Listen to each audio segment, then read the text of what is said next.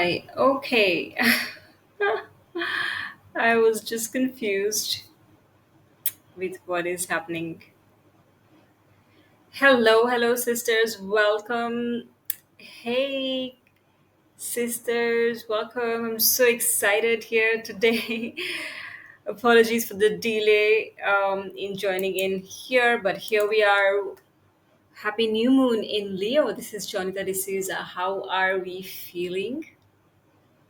What emotion is present right now? Share with me. I am here to share with you today some light and dark qualities of the Leo energy and some, not some, three in particular, three leadership myths for women, for us 21st century women.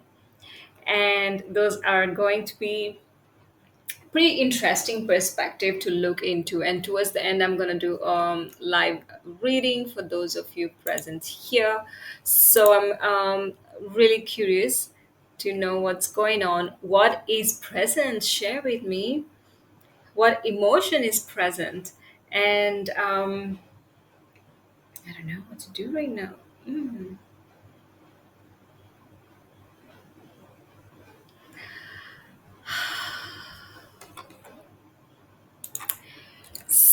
So it's there is a slight delay here because I think just because I am trying to connect from um, my desktop. So if anyone can let me know that they can hear me, will be really great.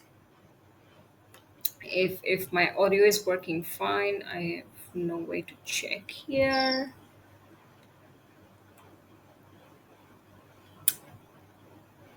Hey Laura, lovely to see you.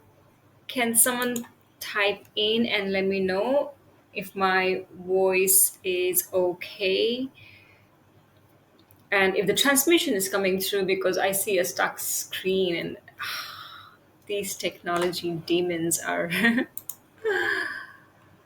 around me today. So I'm gonna get started anyways. New moon in Leo. What are we feeling? What are we feeling? Share with me, what are we feeling? What is present today? If you are watching the oops. What emotion is present with you as you are entering? Audio is good. Hey, okay, thank you, sister, for sharing. Looks like there is a slight delay. However, I'm gonna continue. I'm gonna continue so that as the messages come, we can have a conversation here. So, really interested to focus on expression and leadership because this is what the theme of the Leo lunar cycle is, right? So we're going to touch those things today. And before we begin, it's new moon. So type in and let me know if you are into new moon rituals and or if you are bleeding, then let me know if you are bleeding with the new moon or not. The reason I ask is because this plays a significant role for us women. So it's important that we know the cycles of our bleed as per the moon cycles. So, so I'm really curious to know if you are bleeding and if this is something, a new moon rituals are something that you are interested in. Yay, okay. Hey, Suzanne, you are bleeding. And it's really interesting. The reason I ask is that we often, our bodies are in cycle with the earth, with the moon. And when particularly women sink to the new moon phase during their bleed, that is that they bleed during new moon times, which is the 2 3 days around the new moon, they are it signifies that they are in a period of their life where they are birthing something. Usually, like in ancient traditions, long, long centuries ago, this was when women were preparing for birth, when women were conceiving and things like that. But metaphorically as well, it is applicable for us because this is the time where you are birthing something which could be even a new phase of your life or a desire, or it could be some kind of dream, or it could be some kind of project, like long-term project that means a lot for you, and you are giving all your energy, and this is the potent time for you to tune into this dreamy energy, make notes about the psychic visions and knocks that you get, because when you bleed during this phase of the moon, you are considered to have one foot in this world and the other foot in the great void, which is the cosmic womb, right? So hence it's important to know that when we are bleeding during this time, we are supported, we are actually supported by the universal energies. Also, it's kind of like a clue for us. Yeah. And then those women who bleed during full moons and the waxing and the waning moons also have different significances. Significances, is that a word? Significance, which you can watch my video inside the Exploring Femininity Sisterhood group. So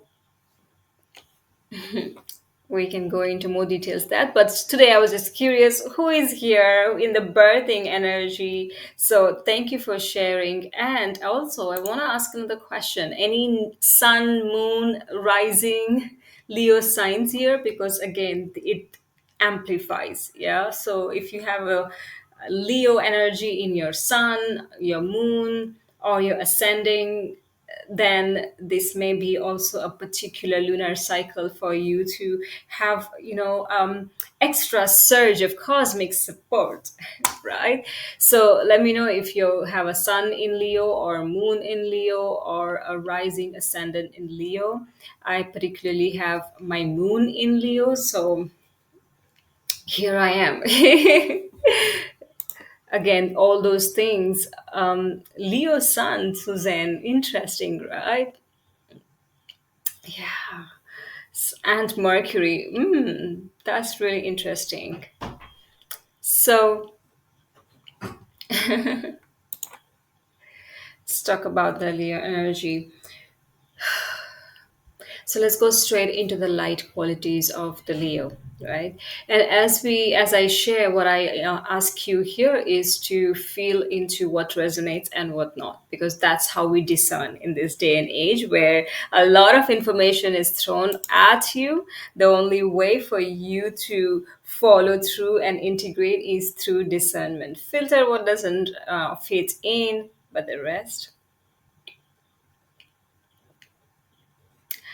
you are called to discern. So, the light energy of Leo. Leo is a fire sign. Yeah, it's a fire sign. So, the energy is pretty much like a regal energy. It's an energy which is very magnetic, which is bold, confident. It's an embodiment of a strong self. So, the Leo energy represents a strong embodiment of self, sense of self. And I'm going to keep repeating because this is really important. And here is another thing: that you may not believe in astrology, or you may not have much idea about this concept. Doesn't really matter. Or maybe you are into all of this. The thing is that these energies, these cosmic support alignment is available to us at all times. So we might as well want to, dip our toes in and play with these cycles, or we may just do our own dance. It's up to us. But if you feel like, yes, knowing my astrology and knowing my energies and knowing the energies of the moon and all of this feels good to me and feels resonant to me, then by all means, you have the opportunity to amplify it, enhance the different energies and phases of the lunar cycle. Yeah. So the Leo is all about the fire, the magnetism, the bold, confident embodiment of strong self. Yeah, it's an energy of leadership. So the light quality is also about leadership and ownership. We are encouraged to take great ownership and leadership of our lives. Another light quality of the Leo is creativity, self expression, and creativity. Yeah. So to feel into where we can use our creativity to express ourselves, which in turn feeds us, feeds our soul. That those are the light qualities of Leo, and those are the qualities that is available for us to tap into, even if you don't have any Leo in your sun, moon, or ascendant rising. Yeah. So that's about that. Um, the dark qualities. Again, all of the energies have both light and dark to it. And the interesting thing about the dark quality is, and that's why I call it as a dark quality. It's not like a shadow side, like it's on the side, but it's a dark quality. And this dark quality really helps us to understand a lot about our own selves, to understand a lot about what is present and where and what needs more attention, more refinement, more attunement itself. Yeah.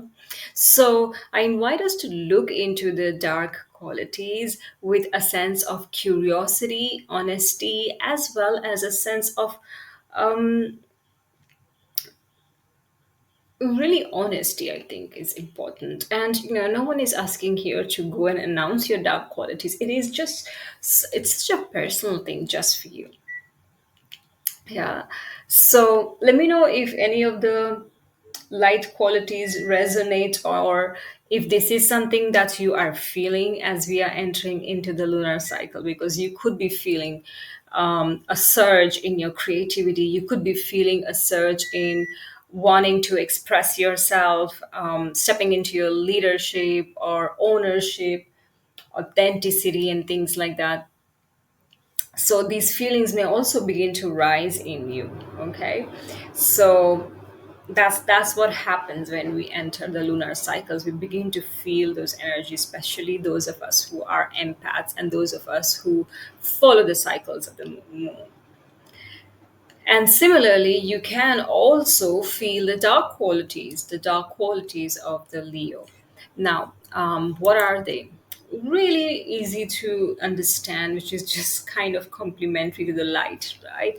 So, the dark quality, one of it could be wanting to be the center of attention. It's like, craving for attention all the time, because the light, one of the light qualities is all about, being the showgirl, being the self express, so being out there. And on the dark quality could be like there is this deep desire and need to be the center of attention, need to be externally validated, need to be right, addicted to be the diva. Yeah. So if that's playing up for you, then let's not ignore. It's nothing bad, but it is more about really understanding where it is coming from. Really looking, the dark qualities are for us to look underneath. Dark leads us to the underworld. So really looking below the surface of like, where is it even coming from? What requires our attention? Is this in integrity with what we are doing, desiring? Yeah. Let me know if this makes sense. Let me know if this any of this is showing up. Oftentimes, what can also show up is, as a dark quality of the Leo, is a lot of frustration within us for not being ourselves, for not being true to ourselves. Really, only the need for out idea affirmation, but that is all. Yeah.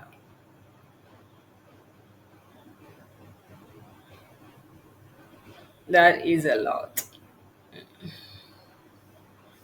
It is a lot. And as I said, these dark qualities, they have been demonized by even the personal development, spiritual development industry. I feel stifled. The dark qualities are not to be embarrassed about, or feel ashamed about, or even ignored, because it's not a good thing. It's not about good or bad. It is what it is, and it is just an indication.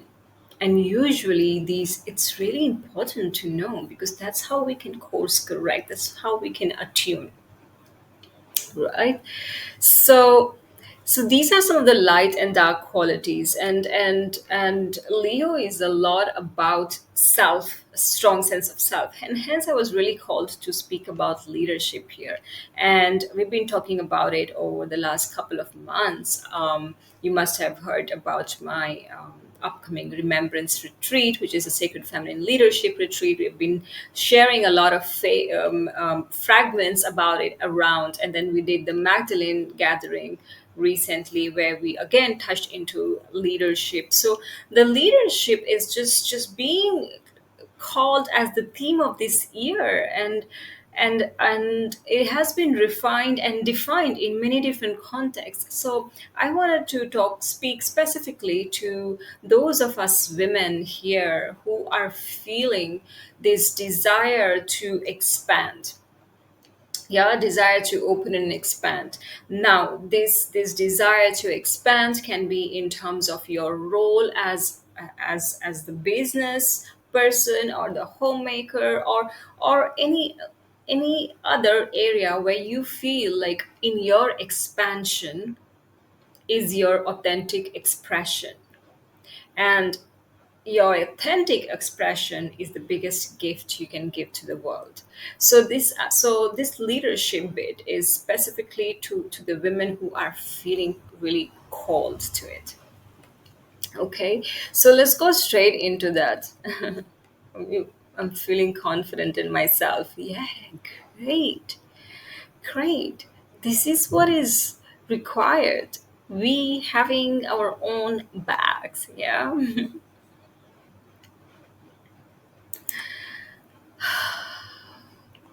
So there are so many words these days thrown around leadership: the feminine leadership, heart-centered leadership, womb-centered leadership, integrated leadership, embodied leadership, authentic leadership. And I was just going through all of those phrases of leadership, and I was like, okay. And when I started my business officially 8 years ago, I started looking into this concept of leadership, and all of this, sacred feminine leadership was something that I was drawn to, and I learned a lot about it through certain pathways. I then went on to study into womb-centered leadership. Then there was heart-centered leadership. So there were like so many different modalities, and a lot of different kind of teachings available. And I think most of them were more on a professional level. And what I want to speak to is something that are the three common myths, leadership myths for us women. And this includes professional, personal, all of it. Okay. So, firstly, when you look into the definition of leadership, by the way, let me know if you have found this whole concept of the new age leadership confusing or like curious. Yeah, because there are so many different categories or definitions or terminologies. Yeah, terminologies is the right word. So let me know if this has ever confused you or not, or if this has intrigued you or not. Yeah, there's feminine leadership, there's heart-centered leadership, there's integrated leadership, there's womb-centered leadership, and embodied leadership, and I don't know, maybe I'm missing out something. Is there anything else? You can let me know. But yeah, this is something that is just coming up. Yeah. Hey, sister. Welcome here, lady. So yeah, so many words around leadership here. So if you look really into the definition of leadership, um, in Google, what you get to see is that leadership is the ability of an individual or a group of individuals to influence or guide another group or members of an organization. Pretty much the leadership is always associated with organization, right? So once again, let me repeat this. Leadership, as per Google, is the ability of an individual to influence a group of people that belong to an organization. And that's what pretty much the generic definition of leadership is. What is your experience of leadership? I'm also really curious to know. I have been in the corporate world for a few years to begin with, and I have seen the leadership that was required there, which is quite different to what I know today and what I am embodying today, and what feels right to me today. So I think we all come from different phases, and we have different understanding or different experience of leadership itself. For some of us, it feels like it's not for us. Leadership, not for us, not for me. Yeah, let somebody else lead. Yeah, so maybe that's, why not? But again, here we are talking about three common leadership myths for women. And again, as I said, it is for those women who are ready to share their expression in their world in their own unique ways, or who is ready to expand their expression in their own ways. Yeah. So what my experience was that, in order to be a leader, what I am seeing, what I have went or what I have gone through, is that in order to be a leader, we reject a lot of pieces of ourselves, or we think that we have to reject a lot of pieces of ourselves, and then we become less. We don't become whole, we become less. And then if you think, for what, right? We do this, and in doing so unconsciously, we are feeding the patriarchy.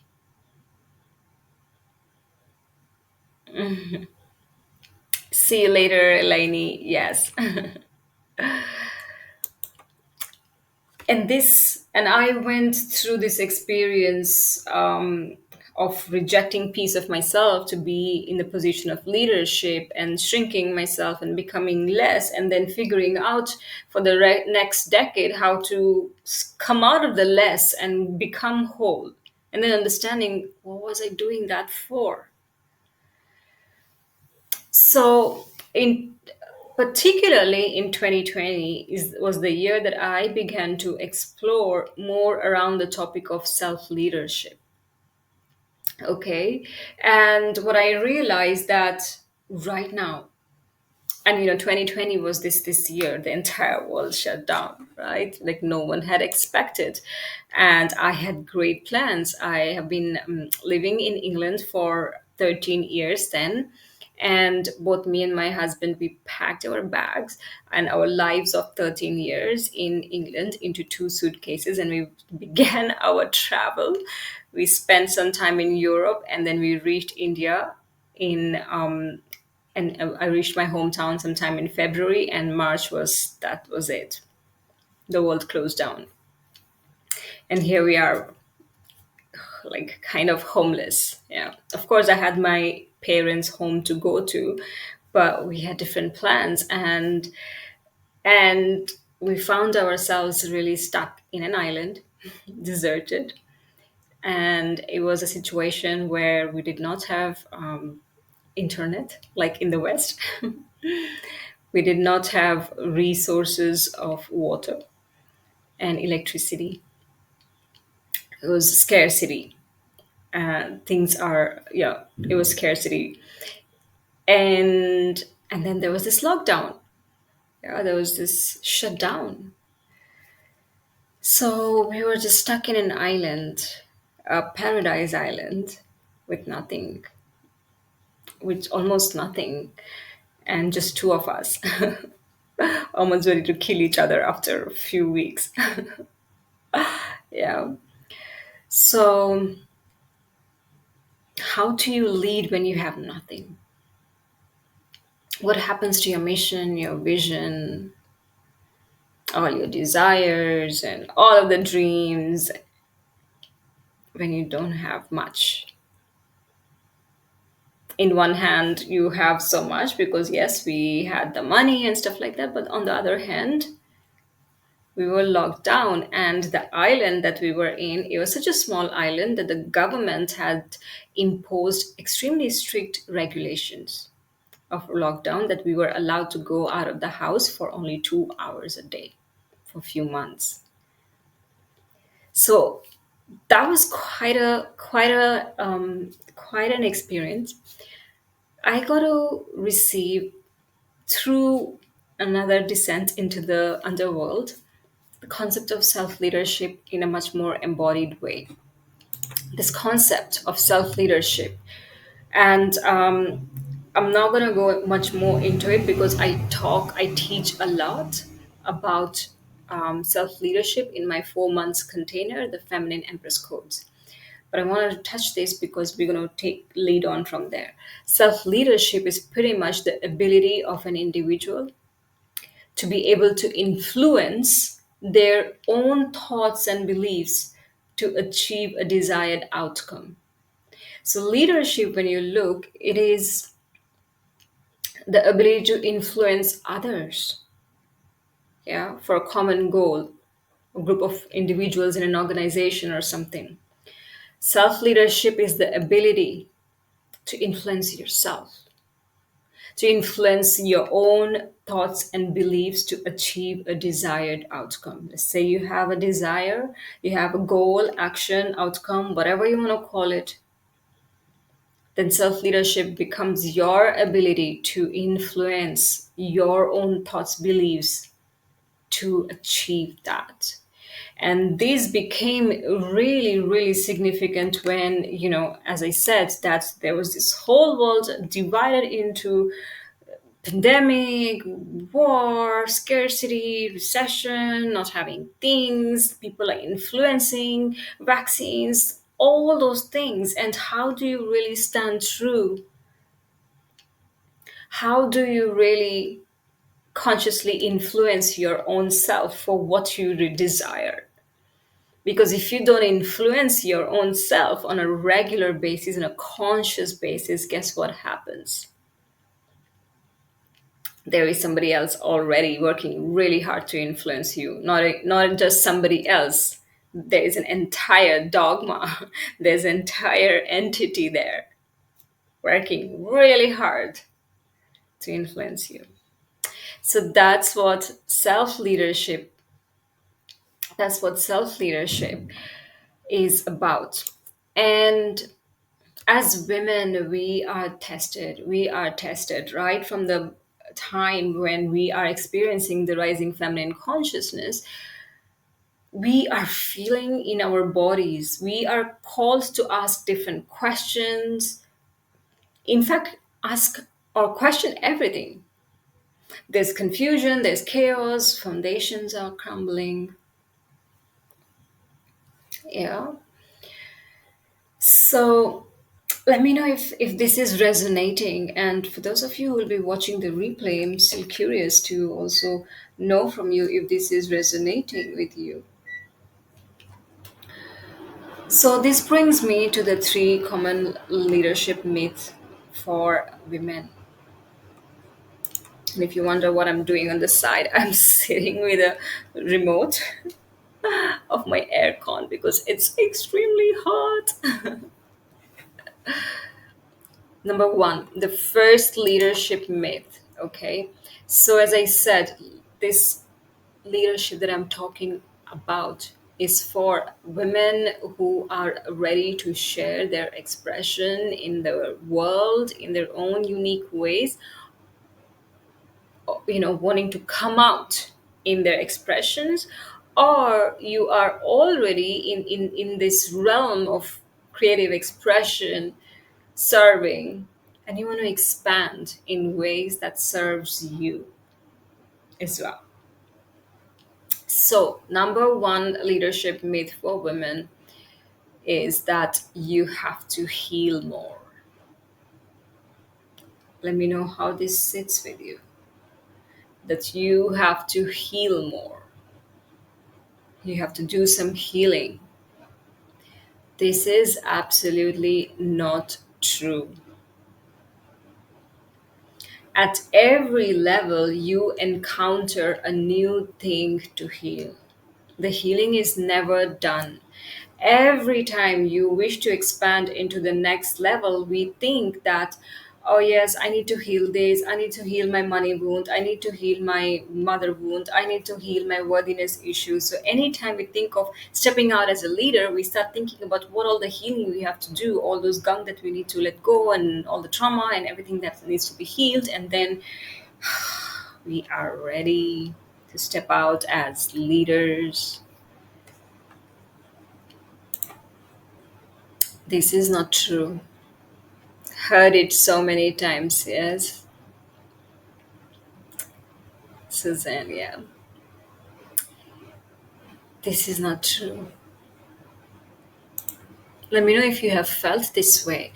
And don't be embarrassed or feel wrong that you felt this way, because this is what we have been taught. And that's why I am breaking the myth here for us women. This is the first leadership myth, that you have to heal more. The Western personal development sees healing as a goal. They sell healing as a goal. We think of healing as having an end point, that someday our healing will be complete and we will be ready to step out into the world and claim our place. That's not true. And when you look into to the teachings, the Eastern philosophy of Ayurveda, um, it says that it defines or refers to healing as a process. In fact, healing is a lifestyle. It's an energy. It's not, we have masculinized. We're thinking of healing from a very masculine perspective, that we have to get this done. Whereas healing is a lifestyle, is an energy, is a process. It happens simultaneously as we live life. It never gets done. When I sit out in my garden and I look at that tree with beautiful leaves, like lush green leaves, and it's just doing its own dance, and I'm looking and admiring, and I take a deep breath, and I feel like, I feel healed just looking at that. So, what just happened in that moment?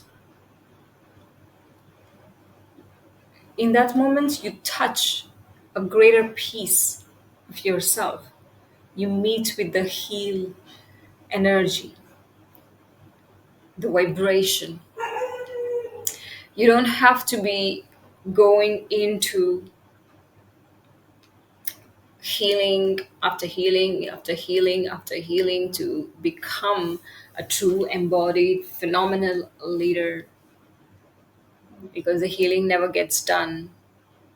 So, waiting for you to sort out your shit before you step out as a leader is a myth. There is no requirement for perfection here. In fact, it is boring. I personally can say, yes, of course, you begin your journey feeling like, all right, I need to heal this. But then the moment you feel like, there is this burning desire in me that I want to go out and serve, that's the indication you're ready. That's it. You've got to start going out from there on. The healing will continue. And guess what? The more you are healing, it happens simultaneously, as I say. The healing work is a simultaneous work. You keep becoming more visible and you keep doing the work within. It feeds each other. You become more visible, and then you'll feel the need for more healing. And then you feel the healing, you want to become more visible. So it kind of feeds each other at all levels. And in doing so, you are gifting your beautiful, authentic, raw essence to the people who really want to experience your energy. Let me know if this resonates, right? I'd love to know if this resonates. So if you are here listening to this, then chances are that you have that burning desire. Chances are that you have a strong sense of wanting to express, of be of service, and that's enough to begin. And that weighs more than the weight of healing that you've got to do. You are ready now. So the more important question that you need to ask yourself is if you are willing to show up.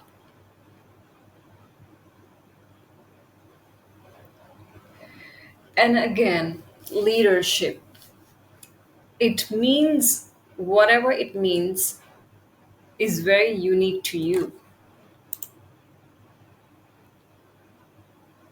So you've got to define what is leadership for you. And then you have to decide if you are ready and willing right now to step out. Because waiting for yourself to be healed, for the perfect situation to arrive, it's procrastination. It's called procrastination, right? So let me know how this is sitting with you. I am really curious. The second myth. Before that, if you are feeling that, if this is resonating, if it is touching you, I want you to just hold your body, hold your heart, hold your womb, just hold your body in whichever ways she wants to. And take a deep breath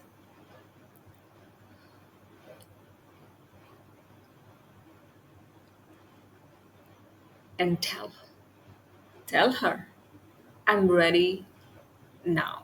I'm ready and willing now. And if you can have an inner smile that's like gold to this moment, to this breath, I am ready and willing now. So, the second leadership myth. The second leadership myth is that you have to be in your feminine. So, the second leadership myth for women is that you have to be in your feminine, that you don't have to push anymore. It's absolutely wrong, and it's yes and no. Being in feminine is really good. In fact, it is vital for you specifically if you are born in a woman's body, then being in your feminine serves you.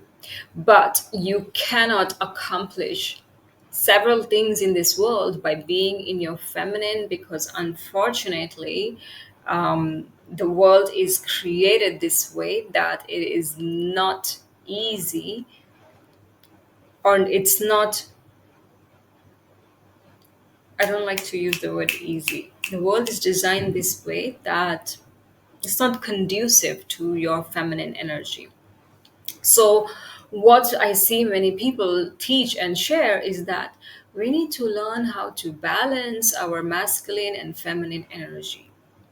And that's again a big myth, because if you really think of balancing, balance means to have an even distribution, yeah, to have an even distribution of weight, both sides. That's balance, and then you are just literally like balancing. Yeah. you're balancing. You cannot be doing 50-50 dance with your masculine and feminine energy. It doesn't work, it doesn't feed your body, it's not going to happen. It is about finding the union between your feminine and masculine energy.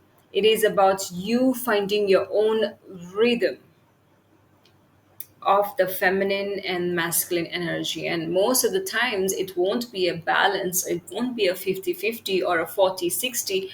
Who knows those numbers, right? But what it is a union. You begin with your feminine energy and you've got to pull in your masculine energy so that it helps you to push. What we have been taught is to push, push, push, push, push.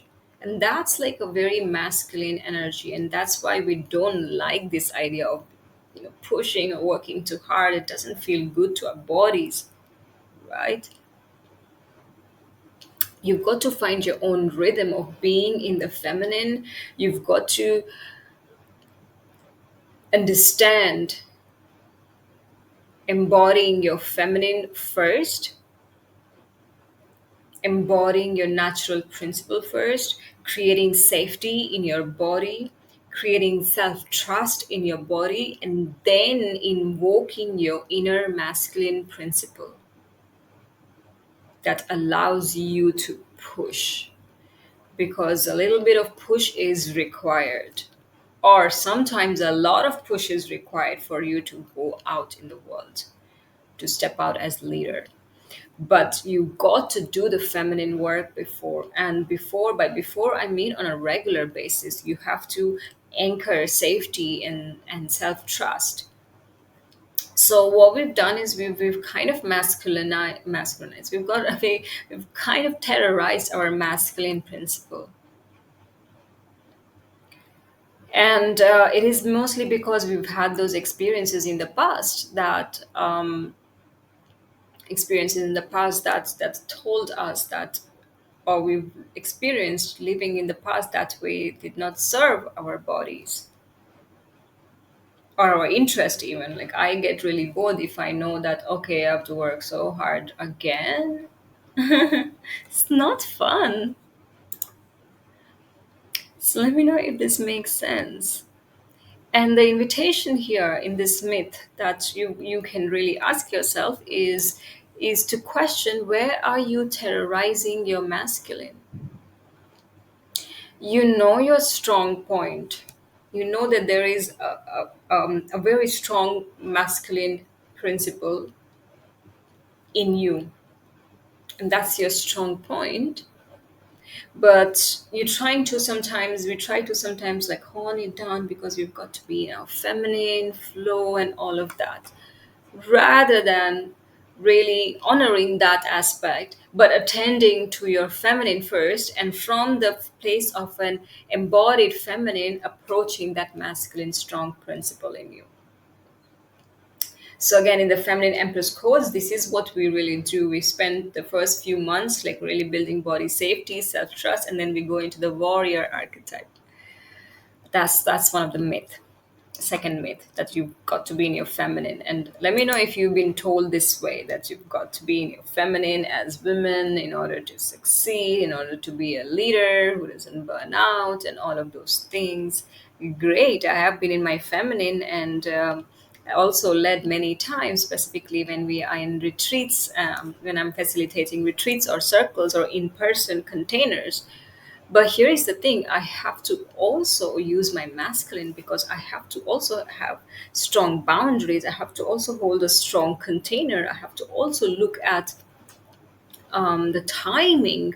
I have to also look at, feel into boundaries in terms of like, where to say no to someone who is probably not being the right, in right integrity in the container and things like that as well.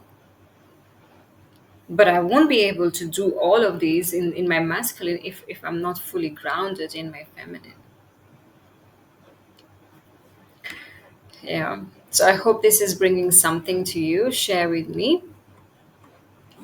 And then the final myth, which is very interesting, this has been game changer for me.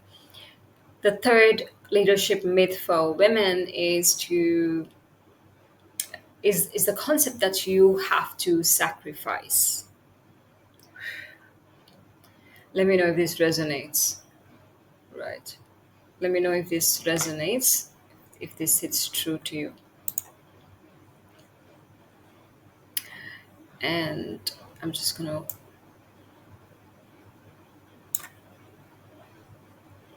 refresh my page here.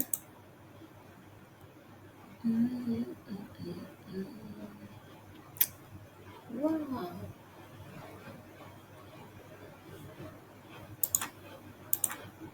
Okay.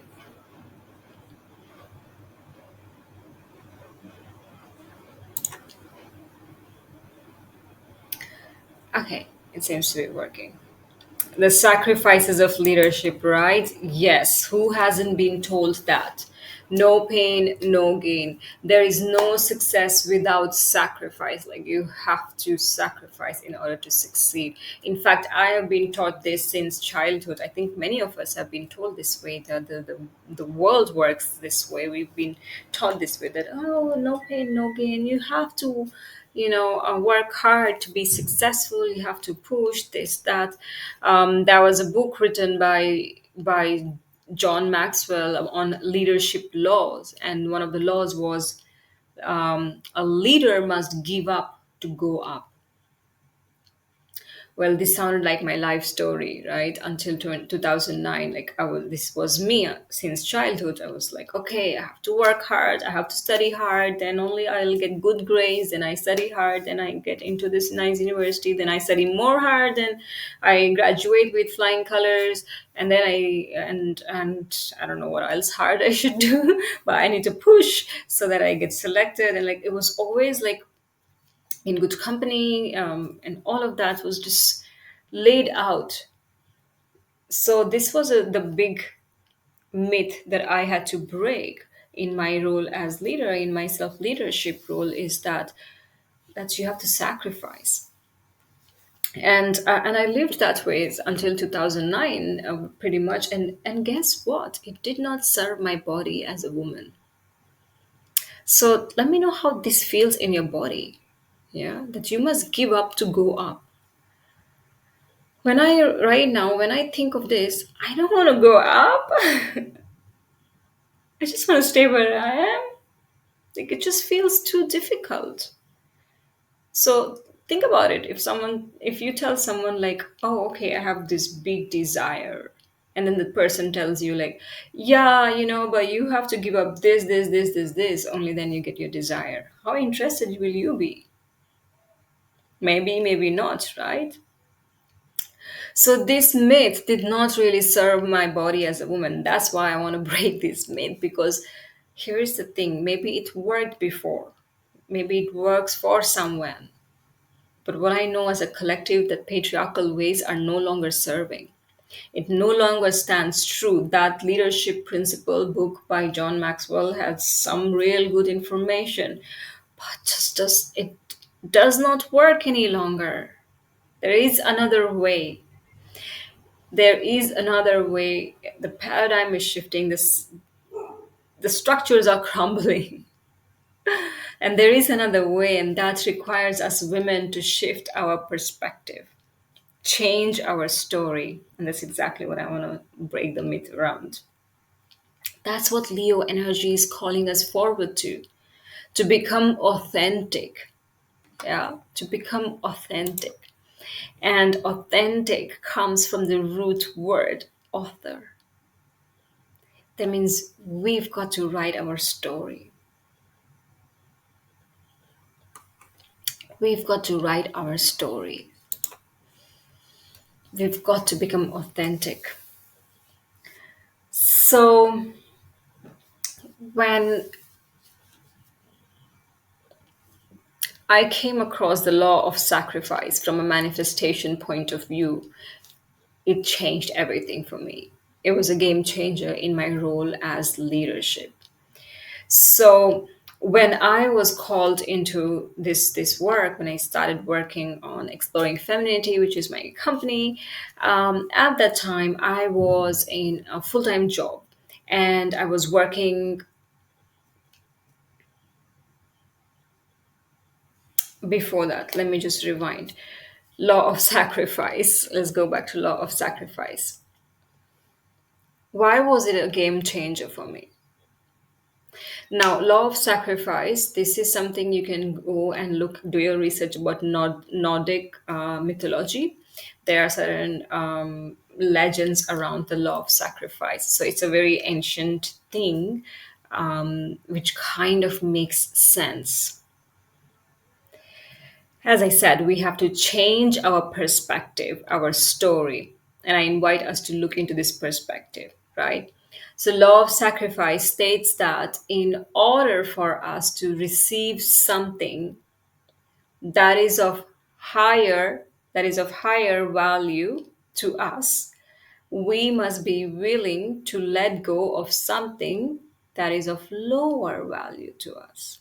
Yeah, for any desired outcome. Let's say we want a desired outcome. Yeah, we have a desired outcome.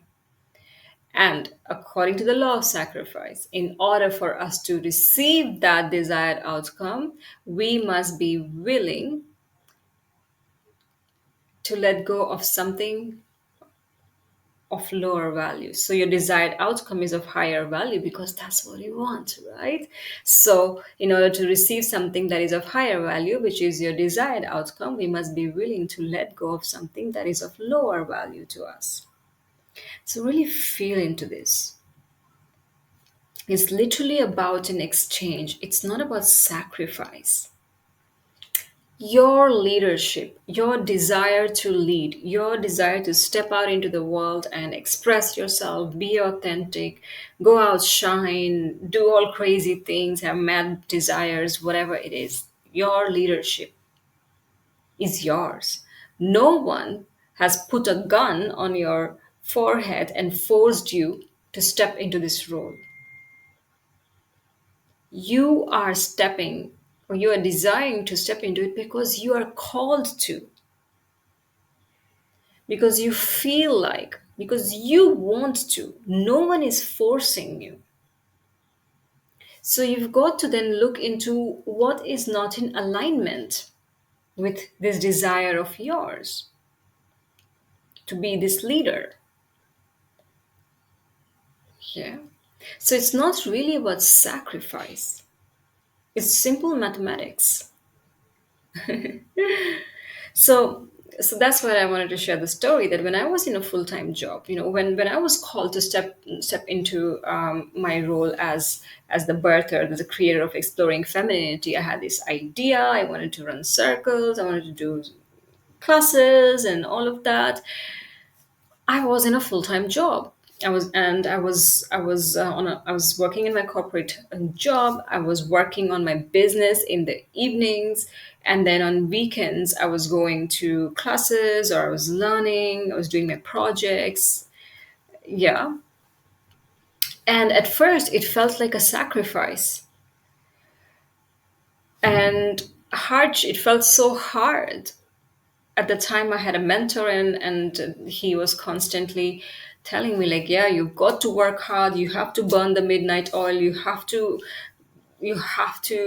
spend extra hours, you have to take out time, this is your responsibility, you have to. And I was just feeling all of the have to's, and I was burning out real quick. And literally 2 years down the lane of creating a feminine business, I was so burnt out that I didn't want to do this. And it was that point that I was really inspired by another woman who was talking about these things, and I started working with her, who taught me differently, who showed me how I can change my perspective. Because yes, the law of sacrifice exists, but it is not about sacrifice. is just mathematics. In order to receive something that is of higher value, we must be willing to let go of something that is of lower value. So I made a list of lower value things at that time. For example, I was going out for drinks some evenings in the week with my colleagues after work, or I would come back and just chill and watch some documentaries. Sometimes I would just, do whatever. Yeah. And but the higher value was like I really wanted to set up this business. So I decided to invest time taking out one of the lower value things at that point in my life so that my higher value can be served. So what happened was that my perspective changed. I wasn't feeling like a victim of my own decision. Do you feel the shift in energy? I was feeling like an author, the director, the creatress. I wasn't feeling the victim of making a business requires sacrifice. Two, I was feeling like, all right. So, for example, again, I keep talking about it. That's one of the things that was very apparent, that I have to be waking up at 6 a.m. Rather than 7. The morning 1 hour can really help me before I went to work at 8. And that was of high value for me because I really thought that this would help. And so I had to give up something of lower value, which meant like in the evenings I had to come up with creative ways to go to bed early, to shift my routine. So I was doing all these things because in the end it was serving my higher value thing. So it's not really a law of sacrifice from a victim perspective. Does this make sense? So that's the myth. We've got to change our story. We've got to change the story that we have to be working really hard. If we don't have money, we will not succeed. We have whatever story is running right now in your head. I really want you to question, where are you playing the victim story of sacrifice for your leadership? You may be like, oh, because this is the time in my life where I'm really busy with other projects, or I don't have the money, I don't have the resources, or I don't have time because of this and that.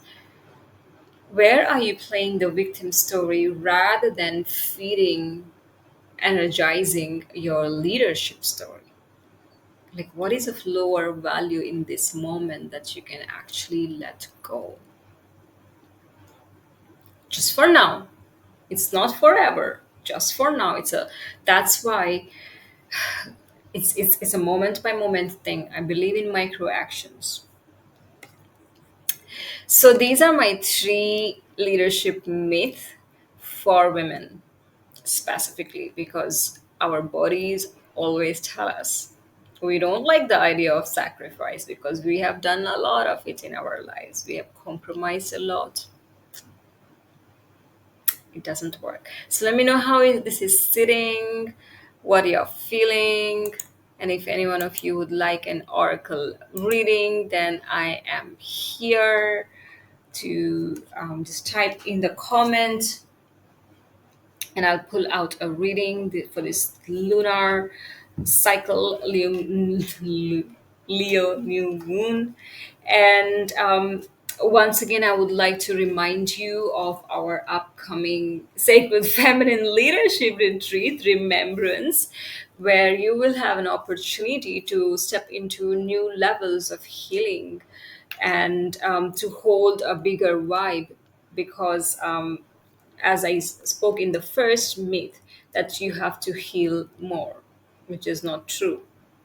But what is important is that you keep meeting with your dark feminine energy so that you get to work on alignment, resonance.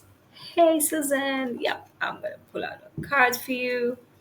So that's going to be a common practice, and we'll go through several rituals and embodiment practices in the Remembrance Retreat. And we're going to also look into the sacred union of the masculine and feminine, activating our inner masculine is so required right now. We're doing the feminine work, but we're forgetting a very important aspect of healing our inner masculine, the Shiva energy. So we're going to be doing some self-marriage ceremony, and we're going to be doing also a lot of embodiment practice, healing rituals around opening your voice expression. So, Remembrance Retreat is happening in October in India. If any one of you is interested, write to me, DM me. The link is also on this Insta page in my bio, and if you're on Facebook, it's there. Or just ask me. What I want to really share is that with every single myth, I have given a potent inquiry question. Sit with that, because this leadership that you are called to really matters. Because you are, I don't believe that you are watching this, you're listening to this, and it serves no further purpose in your life. I don't believe in this. Hey Glosha, okay. So Suzanne,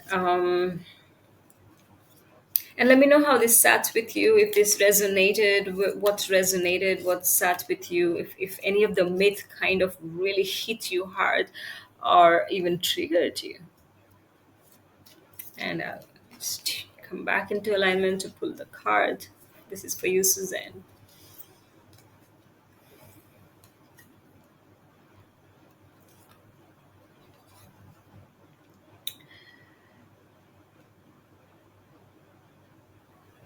Okay. So the card that came is, I think it's mirrored, right? Let me know if it's mirrored or not. But the card is Diana. Okay. And she is talking about focused intention. She's got this beautiful moon here. Look at that. So I'm going to read. Think about what you desire, set your sights high, expect the best possible outcome. Diana about focused intention. And I forgot to mention that it is correct aspect. Ah, okay. Oh, Diana, yeah. So it's from the Oracle deck, Keepers of the Light. Gosha, this one is for you, sister.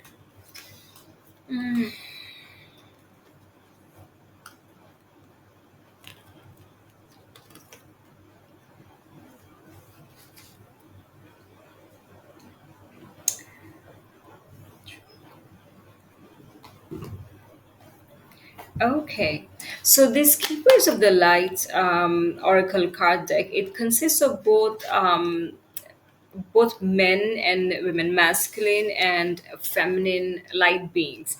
So I like it because sometimes we require different kind of light qualities to um, help us support our intention. So what came for you is Glosha,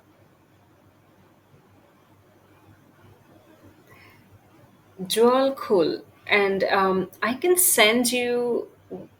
He's not a very popular light being. He's one of the ascended masters. He's a Tibetan teacher. Tibetan teacher. Yeah. Dwal Kul. His name is Dwal Kul. And it's it says Dharma unfolding. So if you would like me to send you what's in detail, the message from the book, maybe that will be helpful for you if you don't know this entity, this being.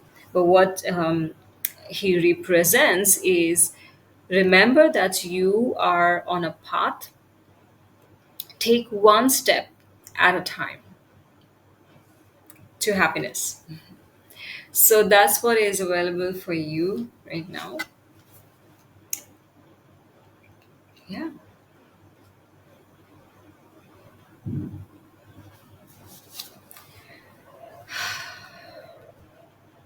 So with these sisters, I would like to close today's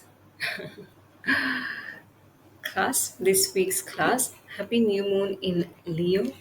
Share with me what felt right, what felt good here.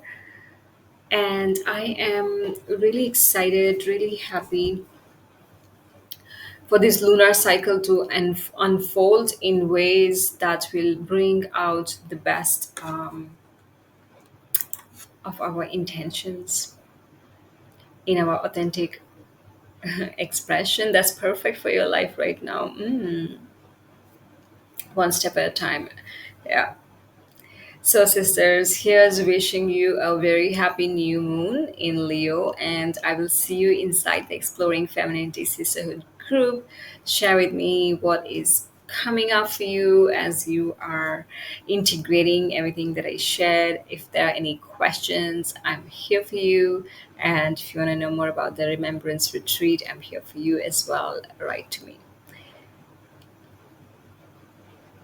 Teaching. Thank you, Suzanne. Thank you. You're welcome. Thank you for being here.